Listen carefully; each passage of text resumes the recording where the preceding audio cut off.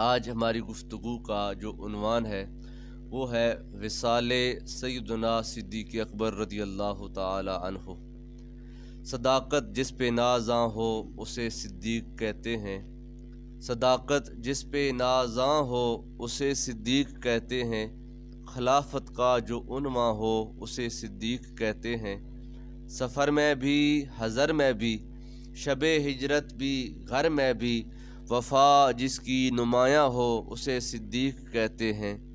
खुदा ने सानिए इसनैन का रुतबा जिसको बख्शा, खुदा ने सानिए इसनैन का रुतबा जिसको बख्शा, मोहब्बत में जो सुल्तान हो उसे सिद्दीक़ कहते हैं।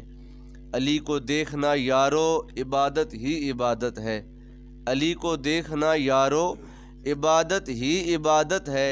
जहाँ में जिसका ऐलान हो उसे सिद्दीक़ कहते हैं। एक दिन सरकार दो आलम सल्लल्लाहु अलैहि वसल्लम के घर में मौला कायनात भी तशरीफ़ फरमा थे और जनाब ताजदार सदाकत अबू बकर सिद्दीक़ भी बैठे थे। तो जनाब अबू बकर सिद्दीक़ रज़ियल्लाहु ताला अन्हु टिकी लगा कर हज़रत मौला कायनात को देख रहे थे। जब मौला कायनात उठ कर चले गए तो जनाब हज़रत आयशा सिद्दीक़ा फरमाती हैं, मैंने आगे बढ़कर अपने वालिद बुजुर्गवार से सवाल किया कि अब्बा जान क्या मामला कि आप काफ़ी देर से मौला कायनात के चेहरे पर टिकी लगा कर देखते रहे और आपने कोई बात न की। आपने फरमाया, क्या तुमने अपने महबूब आका का ये फरमान नहीं सुना कि जो बंदा अली के चेहरे को देखता है अल्लाह उसको इबादत का सवाब अता फरमाता है। अली को देखना यारो इबादत ही इबादत है। जहाँ में जिसका ऐलान हो उसे सिद्दीक़ कहते हैं। हसन को दोष पर लेकर, दोष कहते हैं कंधा, हसन को दोष पर लेकर अली मौला की संगत में तबीयत जिसकी शादां हो उसे सिद्दीक़ कहते हैं। यानी कि एक दिन हज़रत मौला कायनात रज़ियल्लाहु ताला अन्हु के साथ जनाब सैयदना सिद्दीक़ अकबर थे, तो आगे से इमाम हसन चलते चलते आए तो आपने उनको मोहब्बत से उठाया और उठाकर अपने कांधे पर बिठा लिया। हज़रत अबू बकर सिद्दीक़ ने हज़रत इमाम हसन को अपने कांधे पर बिठा लिया और दिल लगी कहते हुए, दिल लगे करते हुए हज़रत अली को फरमाते हैं कि ए अली, ये जो हसन है ना ये तुम्हारे साथ मुशाबत नहीं रखता बल्कि ये अपने नाना मोहम्मद से ज़्यादा मुशाबत रखता है। हसन को दोष पर लेकर अली मौला की संगत में तबीयत जिसकी शादां हो उसे सिद्दीक़ कहते हैं। ज़मीं तो मशहदी क्या है, हाँ मिसले चाँद जन्नत में मकान जिसका दरख्शां हो उसे सिद्दीक़ कहते हैं। खाली दुनिया पर नहीं बल्कि जन्नत में भी जिसका महकता हुआ और चमकता हुआ महल है उसका नाम अबू बकर सिद्दीक़ रज़ियल्लाहु ताला अन्हु है।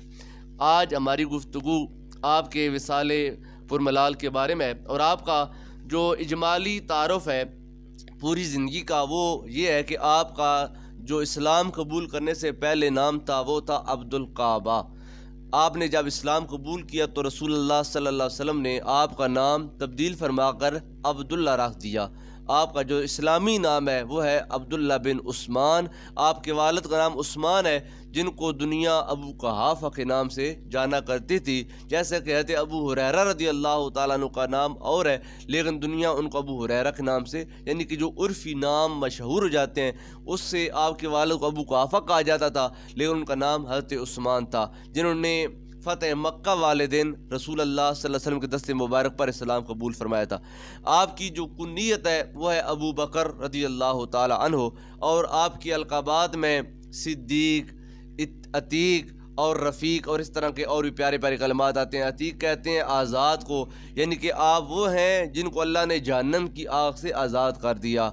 और रफ़ीक है रफ़ीक मुस्तफ़ा यानी कि सरकार के साथ ज़िंदगी में भी सरकार के साथ रहे और बाद विसाल भी सरकार के साथ ही हैं। और सरकार ने फरमाया जब हम क़यामत का वाले दिन उठेंगे उस दिन भी अबू बकर और उमर मेरे साथ ही उठाए जाएंगे।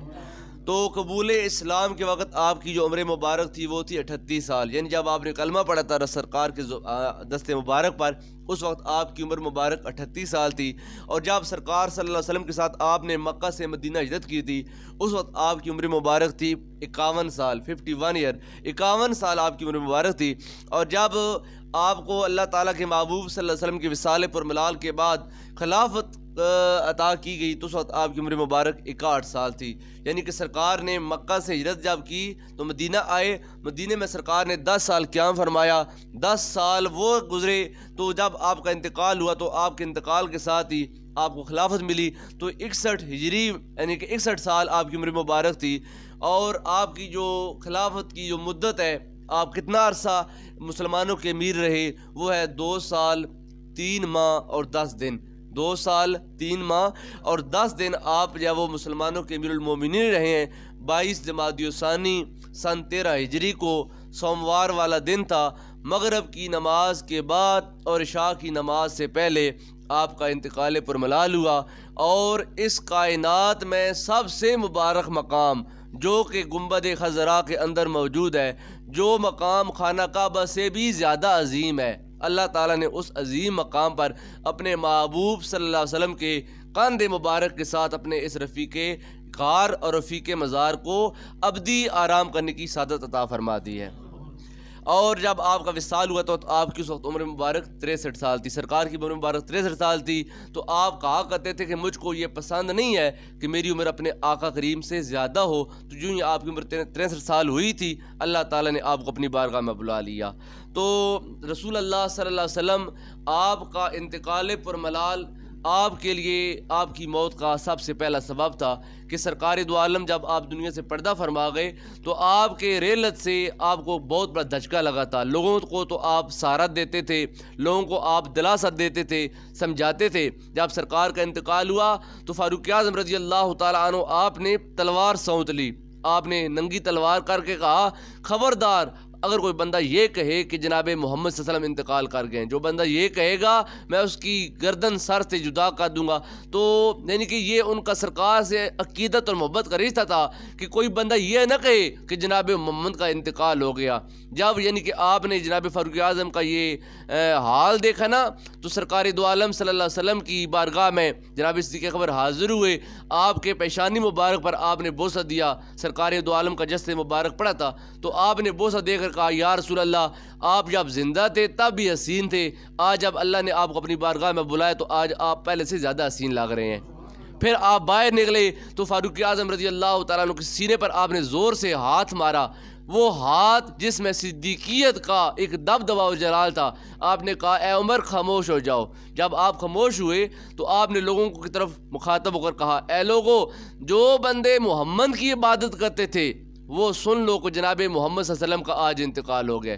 और जो बंदे अल्लाह की इबादत करते थे वो सुन लें कि अल्लाह हमेशा ज़िंदा रहने वाला है और अल्लाह ताला की ज़ात को मौत नहीं आती है। जो अल्लाह के बंदे हैं वो अल्लाह के बंदे बनकर रहें। अल्लाह के नबी पहले भी आते रहे, आदम अलैहिस्सलाम से लेकर हमारे आका तक, और तमाम अंबिया कराम को मौत आई है और तमाम ज़ाहिरी तौर पर दुनिया से पर्दा फरमा गए। जैसे दीगर अंबिया कराम को इंतकाल का अल्लाह ताला ने ज़रिया बनाकर अपनी बारगाह में बुलाया, ऐसे ही सरकारी दो आलम आज हमसे ज़ाहिरी तौर पर रुखसत हो गए, लेकिन आपका फैज़ान इंशाअल्लाह क़यामत तक जारी रहेगा। तो आप लोगों को दिलासा और सहारा देते रहे, लेकिन अपने दिल में आपको ये यानी कि तकलीफ़ शिद्दत से महसूस होती। सरकार की जुदाई आपको रोज़ बरोज़ मारे जा रही थी।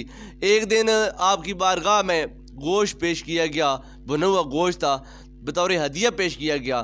तो आप जब गोश्त खाने लगे, एक नवाला आपने लिया था, तो आपके साथ जो दूसरे रफ़ीक थे, साहबी थे, जिनका नाम कुतुबे सीरत में आता है, हज़रत हारिस बिन कलदा रज़ी अल्लाह ताला अन्हु, आपने भी पहला नवाला मुंह में डाला था। तो आपने मुंह में नवाला डालते ही जनाब सिद्दीक़ अकबर की बारगाह में अर्ज़ की, हज़ूर आप गोश्त न खाएं, मुझे महसूस होता है कि ये गोश्त मसमूम है, इसमें जहर मिलाया गया है, आपके ख़िलाफ़ शायद कोई साजिश है, आप गोश्त न खाएं। तो आपने वो नवाला जो मुंह में डाला था वो आपने बाहर निकाल दिया, लेकिन जहर का असर जो मुंह में रहा वो आपके मैदे तक पहुँचा और उस मैदे में पहुँचने से आपको तकलीफ़ और शिद्दत रहती थी। काफ़ी दिन तक दोनों सहाबी यानी कि मुज़महिल रहे, परेशान रहे, और उसी जहर के असर से हज़रत हारिस बिन कलदा का इंतकाल हो गया। लेकिन अल्लाह ताला ने आपको चंद सांसें मज़ीद अता फरमाई हैं। तो 7 जमादियुस्सानी सन 13 हिजरी को आपने आखिरी बार गुस्ल सेहत फरमाया था। सर्दी का मौसम था, आपने जब गुस्ल किया तो उस गुस्ल करने से आपको ठंडक लगी और आपको बुखार हो गया, और उस बुखार ने यानी कि इतना तवील तूल पकड़ लिया कि आप काफ़ी दिन तक जब वो चारपाई पर लेटे रहे और आप को ज़ोफ़ और कमज़ोरी इस कदर जब वो तारी आप पर हो गई कि आप उस कमज़ोरी के बावजूद काफ़ी दिन तक लोगों को नमाज़ पढ़ाते रहे, लेकिन जब आपको महसूस हुआ कि अब मुझको मज़ीद हरकत करने की ताब नहीं है, तो आपने जनाब फ़ारूक आज़म रज़ी अल्लाह तआला अन्हु को अपनी बारगाह में बुलाया और कहा कि ए फ़ारूक, जैसे सरकार ने मुझको हुक्म दिया मुरू अबा बकर फलयुसल्लि बिन नास, मैं तुमको हुक्म देता हूँ कि आज के बाद मेरे मुसल्ले पर खड़े होकर तुमने लोगों को नमाज़ पढ़ानी है। आप नमाज़ पढ़ाने लग पड़े। अब जो सबसे बड़ा आपको खदशा था वो ये था कि मेरे बाद इस कुर्सी पर बैठने वाला कौन होगा, खिलाफत का अमीन और हकदार कौन बनेगा और कौन इस आयल है। तो आपके सामने दीगर सहाबा कराम के यानी कि सीरत और किरदार मौजूद थे। फ़ारूक आज़म हैं, हज़रत अब्दुर्रहमान इब्न औफ़ हैं, हज़रत उस्मान गनी हैं, हज़रत मौला कायनात हैं और दीगर सहाबा कराम भी थे जो इस कैटेगरी और इस क्वालिटी के थे कि जो मुसलमानों के अमीर बनाए जा सकते थे। तो आपने सबसे पहले हज़रत उमर फ़ारूक रज़ी अल्लाह तआला अन्हु, हज़रत उस्मान गनी रज़ी अल्लाह तआला अन्हु आपको अपने पास बुलाया और आपने बुलाकर कहा कि ए मेरे प्यारे भाई, ए उस्मान, मुझको महसूस होता है कि ये जो बुखार है ये अब जानलेवा होगा। अब इसने मुझको झुका कर रख दिया है और बिस्तर पर इसने लिटा दिया है। मुझको महसूस होता है कि ये बुखार मुझको अब मेरे लिए जानलेवा होगा। लिहाजा अब मेरे लिए जो सबसे अहम मामला है वो है खिलाफत को तफवीज़ करना। मैं तुमसे उमर के बारे में मशवरा चाहता हूँ, बताओ उमर कैसा इंसान है। तो आपने कहा हुजूर, आप बेहतर जानते हैं कि उमर कैसा इंसान है। आपने कहा नहीं, तुम बताओ कि तुम उमर के बारे में क्या राय रखते हो। तो आपने कहा हुजूर, उमर का ज़ाहिर बातन से ज़्यादा साफ़ है, यानी जैसे वो है ना, वो ज़ाहिर बातन से ज़्यादा साफ़ है, लेकिन उनके अंदर दुरुस्ती और तंगी और सख्ती ज़्यादा है। आप नरम मिजाज हैं जबकि उमर गुस्से वाले इंसान है। आप यानी कि नरम मिजाजी के साथ मामलात करते हैं, जबकि फ़ारूक आज़म रज़ी अल्लाह तआला अन्हु उनके मज़ाज में सख्ती पाई जाती है। आगे आप जो आपको बेहतर लगे, तो आपने कहा कि वो सख्त इसलिए था कि मैं नरम हूँ। जब उनके ऊपर, उनके कानों पर जिम्मेदारी आएगी, अल्लाह उनको खुद ब खुद ही नरम कर देगा।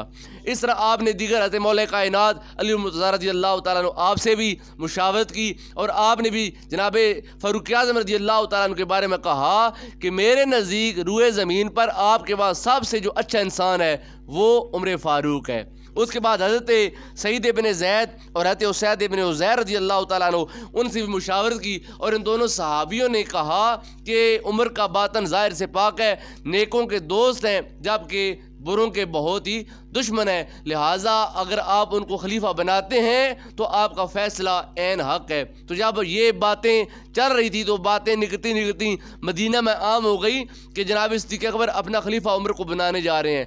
हज़रत तला रज़ी अल्लाह तआला हुज़ूर की आपकी बारगाह में हाज़िर हुए और आकर कहते हैं कि ए अमीरुल मोमिनीन, ए फ़ारूक, ए सिद्दीक़ अकबर, हम सुन रहे हैं कि आप अपना खलीफा उमर फ़ारूक को बना रहे हैं। आपने क्या नहीं देखते हैं कि आपके होते हुए उमर फ़ारूक हम पर कितनी सख्ती करते हैं। जब आप नहीं होंगे तो फिर उमर का मामला हमसे कितना सख्त होगा। आप अल्लाह की बारगाह में क्या जवाब देंगे जब अल्लाह आपसे पूछेगा कि आप ऐसे सख्त इंसान को हाकम बना कर आए हैं। तो आपने कहा, ए तला, बात यह है कि मैंने खूब गौर फ़िक्र किया है, खूब गौर गौज़ किया है। मुझको तमाम सहाबा कराम में मुसलमानों के लिए सबसे ज़्यादा जो मुनासिब इंसान दिखाई दिया वो फ़ारूक आज़म दिखाई दिया।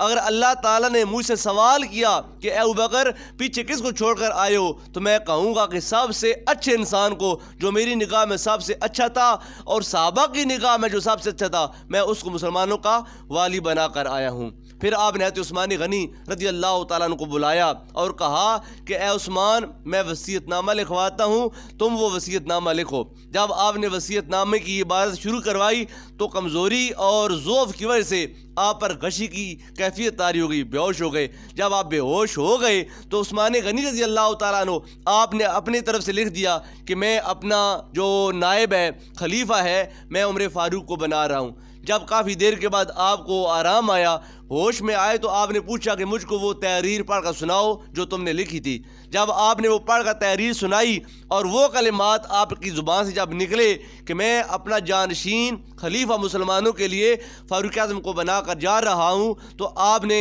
एक ठंडा सांस लेकर कहा, ए उस्मान, अल्लाह ताला तुमको जज़ाए खैर अता फरमाए, तुमने बहुत अच्छी तहरीर लिखी है।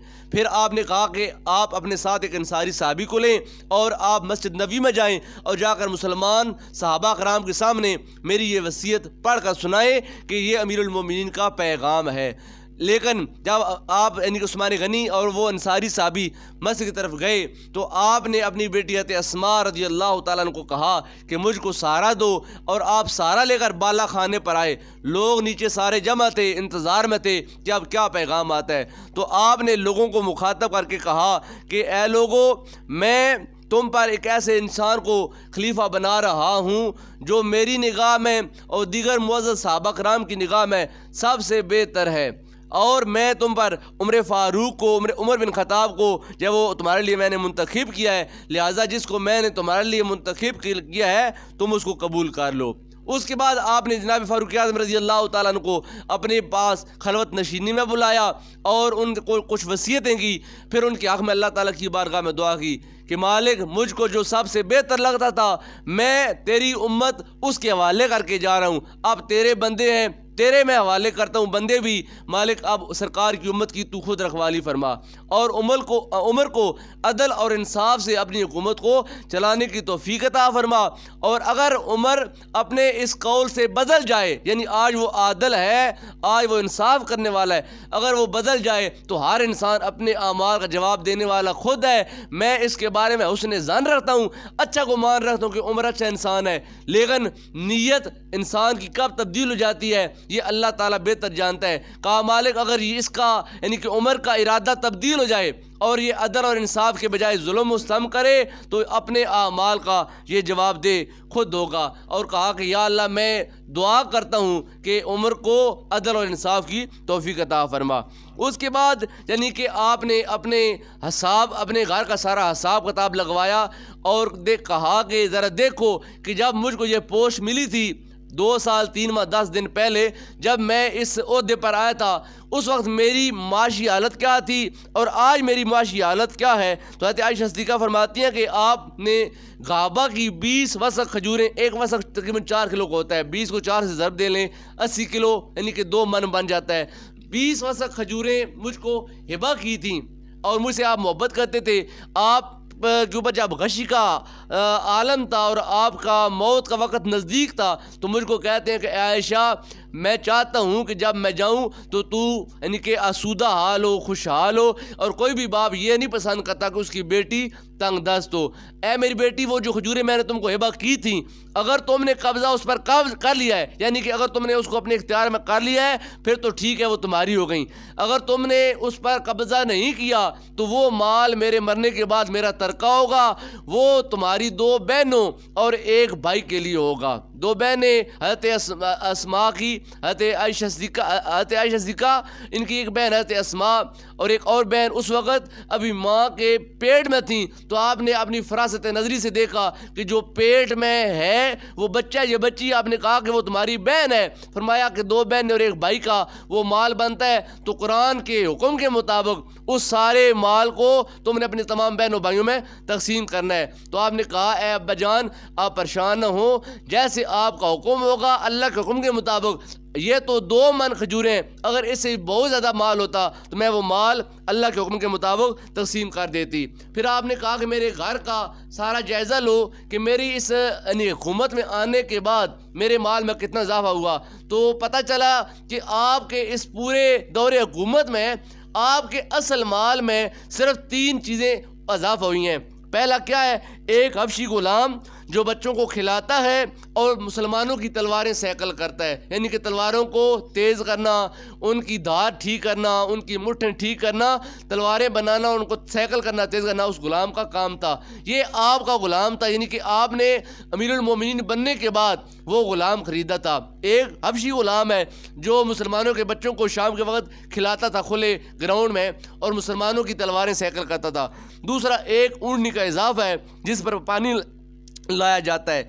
और तीसरा, एक 1.25 रुपये की चादर है, यानी कि ये अमीरुल मोमिनीन मुसलमानों के हुक्मरान की कनात, सादगी और आजिज़ी देखें। आज अगर हमारे पास एक दिन के लिए कोई बंदा वज़ीर आज़म बन जाए तो उसके वारे न्यारे हो जाते हैं। तो जो बंदा 2 साल 3 माह 10 दिन तक मुसलमानों का अमीरुल मोमिनीन वज़ीर आज़म बन कर रहा, उसके असल माल में क्या इजाफा हुआ? एक ग़ुलाम, एक ऊँटनी और एक 1.25 रुपये की चादर। आपने कहा कि ये तीनों चीज़ें जब मैं इंतकाल कर जाऊँ तो मेरे इंतकाल करने के बाद ये सारी चीज़ें जो हैं तीनों, ये अमीरुल मोमिनीन उमर फ़ारूक रज़ियल्लाहु ताला अन्हु आपको दे दी जाएँ। अब आप पर गशी के दौरे पड़ रहे थे, उसी असना में जब वो नायब सालार अराक के जो सालार थे, उनके जो नायब थे हज़रत मुसन्ना रज़ियल्लाहु ताला अन्हु आपकी बारगाह में आए। पैगाम दिया गया कि हज़रत मुसन्ना नायब सालार अराक आए हैं, वो आपसे मिलना चाहते हैं। उस वक्त हालत ऐसी थी कि मना था कि कोई भी बंदा आपसे मुलाकात नहीं कर सकता, ऑफिशियल कोई मुलाकात आपसे नहीं हो सकती। लेकिन आपने अपनी तकलीफ़ को एक तरफ रख कर अपने उस सालार को अपने पास बुलाया और तमाम बार्डर के महाज के हालात दरियाफ्त किए। तो हज़रत मुसन्ना कहते हैं कि शाह ईरान किसरा ने वहाँ पर अपनी फ़ौजें भेज दी हैं और मुसलमानों की तादाद कम है, लिहाजा मैं आपसे कमक की यानी कि इस्तदा करने के लिए आया हूँ कि हमको मज़ीद मुजाहिद चाहिए। तो आपने फ़ौरन उसी वक्त जबकि आप हालते सकर में हैं और मौत बिल्कुल आपके नज़दीक है, आपने अल्लाह के हुक्म को नाफज करने का जो अमली इक़दाम किया वो ये किया कि आपने फ़ारूक आज़म को बुलाया और कहा कि ए उमर, मैं जो बात कह रहा हूँ उसको अपने दिल में जगह दो। अगर मैं दिन को फौत हो जाऊँ शाम से पहले, अगर मैं शाम को फौत हो जाऊँ तो सुबह से पहले मुसलमानों की मदद के लिए कमक तैयार करो और रवाना करो। और अगर शाम में खालिद बिन वलीद को अल्लाह ताला फतह अता फरमाए तो खालिद बिन वलीद को तुमने अराक के माथ पर भेजना है, क्योंकि वो तजर्बाकार इंसान है और दूसरा वो अराक के हालात से बेहतर वाक़िफ़ है। लिहाजा तुमने ये काम पहली फुर्सत में करना है। तुमको मालूम है कि जब रसूल अल्लाह सल्लल्लाहु अलैहि वसल्लम का इंतकाल हुआ था तो सरकार ने हज़रत उसामा बिन ज़ैद को मुसलमानों का अमीर बनाकर भेजा था, लेकिन अभी वो काफ़िला थोड़ा ही दूर निकला था कि सरकार दो आलम का इंतकाल पर मलाल हो गया। लोगों ने कहा कि वो काफ़िला वापस बुला लिया जाए और अभी तक जहाज़ पर जाने की ज़रूरत नहीं है। तो मैंने कहा कि अगर यानी कि जंगल से यानी कि जंगली जानवर आकर मुझको शहर में आकर नोच भी दें, तब भी जिस इंसान को रसूल अल्लाह सल्लल्लाहु अलैहि वसल्लम ने मुसलमानों के कमांडर बनाकर भेजा है, अबू बकर उसको वापस नहीं लाएगा और वो जहाज़ पर जाएगा। और हज़रत उसामा बिन ज़ैद गए और अल्लाह ताला ने उनको शानदार फतह से सरफराज फरमाया था। तो आपने कहा, ए उमर, तुमने जल्दी जल्दी अपना पहला काम ये करना है कि मुसलमानों की इमदाद के लिए तुमने इराक़ के महाज पर अपनी कमक को भेजना है। फिर आपने आयशा सिद्दीक़ा रज़ियल्लाहु ताला अन्हा को अपने पास बुलाया और कहा, ए मेरी प्यारी बेटी आयशा, ज़रा ये तो बताओ कि रसूल अल्लाह सल्लल्लाहु अलैहि वसल्लम की जो रेलत मुबारक थी, आपका इंतकाल पर मलाल किस दिन हुआ था? तो आपकी बेटी कहती है, अब्बा जान, सरकार की जो रेलत मुबारक है वो बरोज़ सोमवार हुई थी, 2 शंबा हुई थी। उस दिन सोमवार का दिन था जब आपने पूछा था, कहा कि मेरी ख्वाहिश है कि मेरा इंतकाल भी आज हो जाए और मैं सोमवार वाले दिन ही सरकार की सुन्नत के मुताबिक अपनी जान अल्लाह ताला के हवाले कर दूं। फिर आपने सवाल किया कि ऐ मेरी प्यारी बेटी, रसूल अल्लाह सल्लल्लाहु अलैहि वसल्लम को कफन कितने कपड़ों में दिया गया था?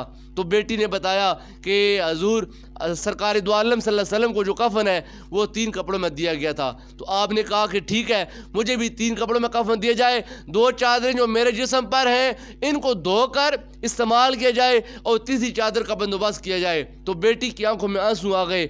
आप रो कर कहती हैं, अब्बा जान, हम इतने गरीब तो नहीं हैं कि आपके लिए नया कफन न खरीद सकें। आप मुसलमानों के अमीरुल मोमिनीन हैं और सरकार की उम्मत के आप निगहबान है और आपके लिए पुराना कफन, यार हजरत ऐसा तो नहीं हो सकता, हम इतने गरीब नहीं हैं। तो आपने कहा, बेटी, मुर्दे को जब वो कफन सिर्फ पाकीज़ा कफन की ज़रूरत है, नए कपड़े तो ज़िंदा लोगों की ज़रूरत होते हैं। नए कपड़े की मुर्दे को क्या ज़रूरत है? जब बंदा मर जाता है तो उसको बस लपेटना है सरकार की सुन्नत के मुताबिक। वो तो कपड़ा पुराना भी हो, बस साफ़ होना चाहिए, धुला हुआ होना चाहिए। लिहाजा 2 चादरें जो आप अपने जिस्म पर पहले इस्तेमाल करते थे वो 2 चादरें और एक और चादर लेकर आपको यानी कि कफन दिया गया। आपने कहा कि इन 3 चादरों में मुझको कफन दिया जाए। फिर आपने अपने बेटे से कहा, ए अब्दुर्रहमान बिन अबू बकर, जब मेरा इंतकाल हो जाए तो मेरा जनाजा तैयार करके सरकार की बारगाह में लेकर जाना है, सरकार के रोज़े मुबारक पर लेकर पैगाम देना है कि या रसूल अल्लाह, आपका गुलाम हाजिर हुआ है। अगर इजाज़त मिल जाए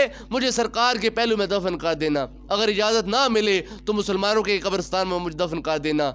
जब आपका जनाजा उठाया गया मदीने में एक अजीब सा कोहराम मचा हुआ था। हज़रत मौला कायनात अली मुर्तज़ा का मैं आपके सामने वो खुतबा सुनाता हूँ कि आप हालात बयान करते हैं कि उस वक्त हालात कैसे थे। एक अजीब सा माहौल था, गम और परेशानी का माहौल था। जब अमीरुल मोमिनीन का जनाजा उठाया गया और उठाकर सरकार के रोज़े मुबारक के सामने लाया गया तो उस वक्त पैगाम दिया, या रसूल अल्लाह आपका ग़ुलाम आया है। तो अंदर से आवाज़ आती है कि हबीब को हबीब के साथ मिला दिया जाए, प्यारे को प्यारे से मिला दिया जाए और जल्दी जल्दी अबू बकर को मेरे साथ लाया जाए। तो आप रज़ी अल्लाह तआला अन्हु को सरकार दो आलम सल्लल्लाहु अलैहि वसल्लम के पहलू में इस तरह जब वो आपको यानी कि दफनाया गया कि आपका जो सर मुबारक है जनाब सिद्दीक़ अकबर का, वो सरकार दो आलम सल्लल्लाहु अलैहि वसल्लम के कांधे मुबारक के बराबर था, यानी कि आपको थोड़ा सा नीचे करके दफनाया गया। और ऐसे ही फारूक आज़म जब आपका इंतकाल होता है तो आपको जनाब सिद्दीक़ अकबर के कांधे के बराबर नीचे दफनाया गया, यानी कि हस्बे मर्तबा और हस्बे मकाम दफनाया गया। तो वहाँ पर आपको दफना दिया गया। 22 जमात-उस-सानी थी, सन 13 हिजरी थी और सोमवार का दिन था। मगरब और इशा के दरमियान आपका इंतकाल हुआ था और आपकी अपनी रफ़ीक हयात हज़रत अस्मा बिनते उमैस रज़ियल्लाहु ताला अन्हा, आपने अपने खावंद नामदार को गुस्ल दिया था।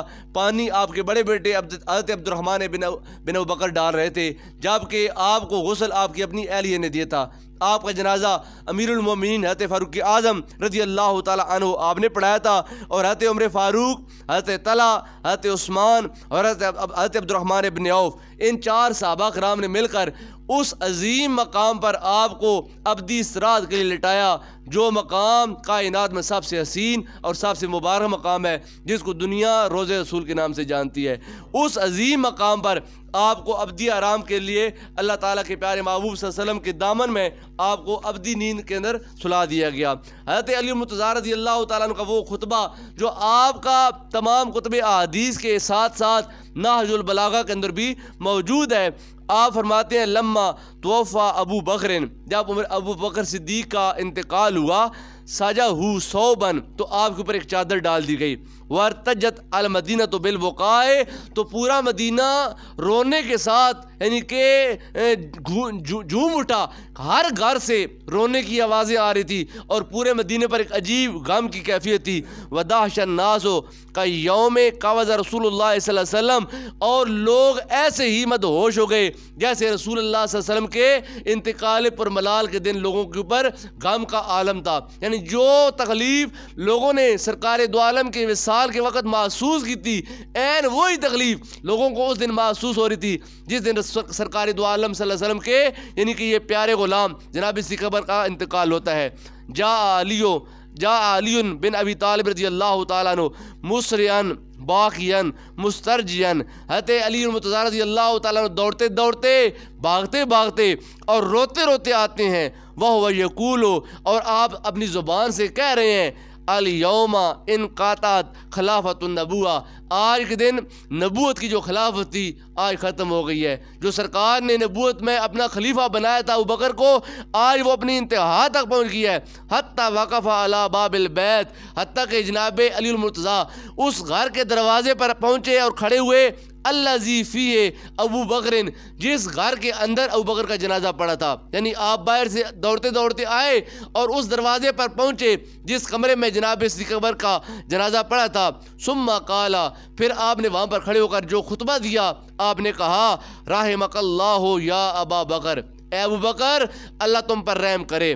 कुंता अव्वलुल कौम इस्लामन, तुम वो इंसान हो जो सबसे पहले इस्लाम कबूल करने वाले हो। सबसे पहले जिस बंदे ने रुए ज़मीन पर अल्लाह ताला के महबूब का कलमा पढ़ा है, कहा ए अबू बकर तुम वो पहले इंसान हो जिसने इस्लाम कबूल किया।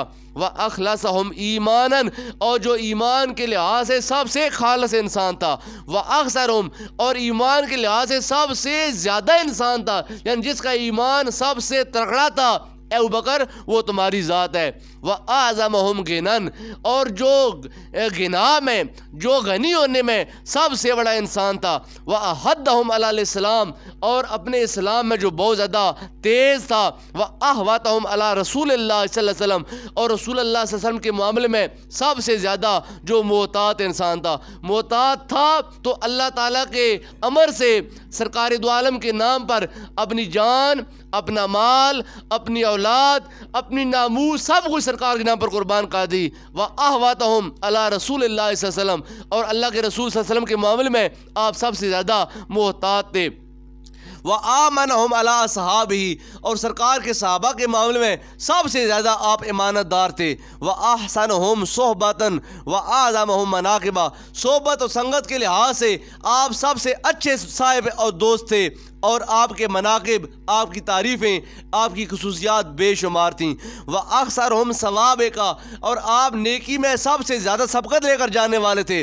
व अरफ़ाहुम दर्जतन, और आपका मकाम सबसे सहाबा कराम में सबसे बड़ा था, यानी जितने भी सरकार के सहाबा हैं सबसे आला मकाम जो है ए अबू बकर वो तुम्हारा मकाम है। ये कलिमात किसकी हैं? ये मौला कायनात के हैं, अली अल मुर्तज़ा के हैं, जो आप अपने सिद्दीक़ अकबर के इंतकाल पर मलाल के वक्त अपनी मोहब्बत का इज़हार करते हुए कह रहे हैं कि ए अबू बकर तमाम सहाबा में सबसे आला मकाम तुम्हारा है। व अक़रबहुम मिन रसूलिल्लाह सल्लल्लाहु अलैहि वसल्लम, और तमाम सहाबा में सबसे ज़्यादा